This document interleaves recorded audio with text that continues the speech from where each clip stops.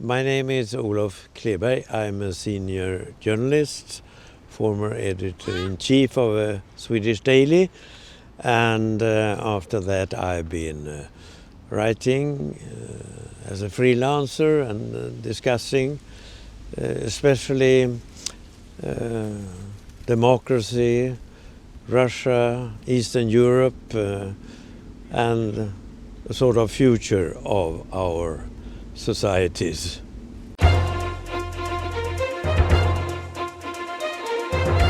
I wear this badge because it's a sign of solidarity for Ukraine.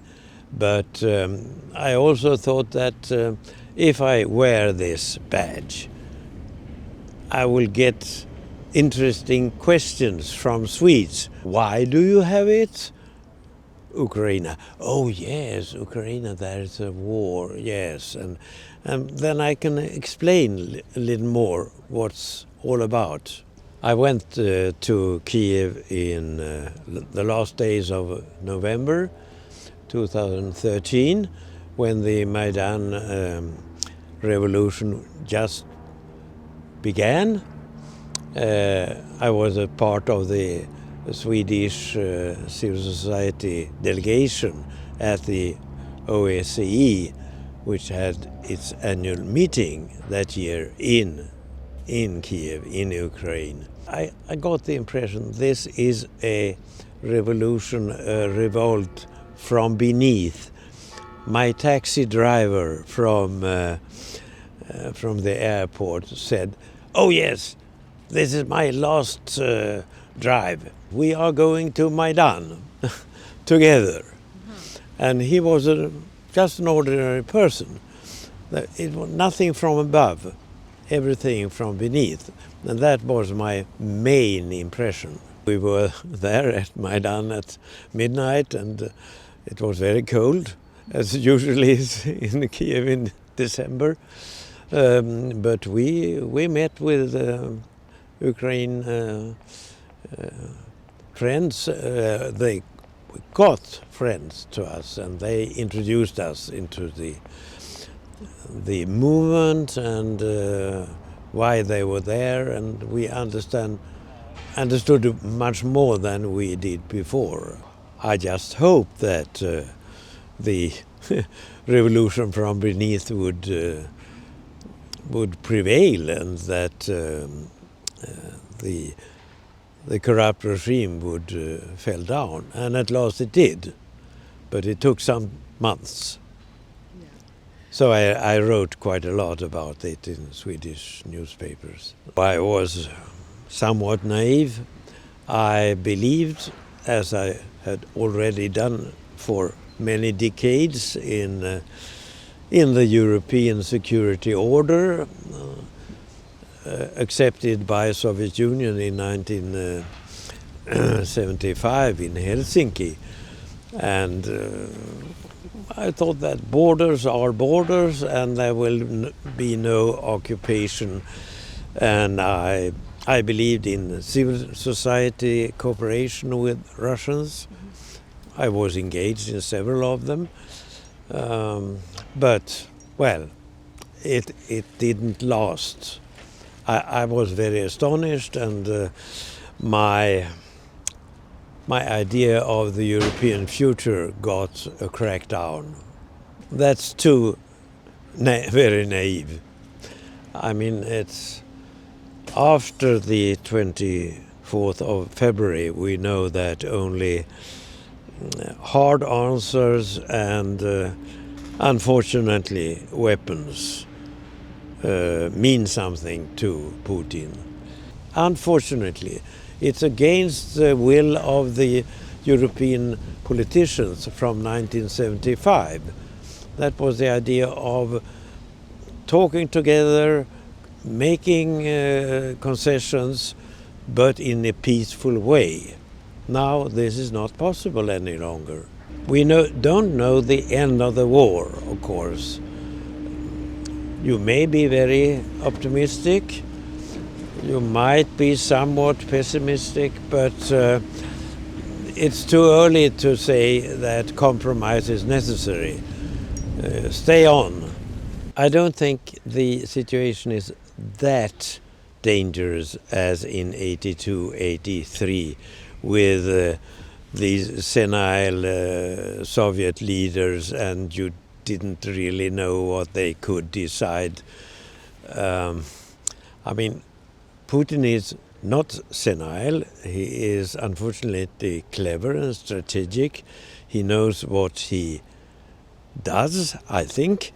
And I would presume that he will not. He's talking about nuclear weapons in an unresponsible way, yes, but I doubt that there will be any use of that.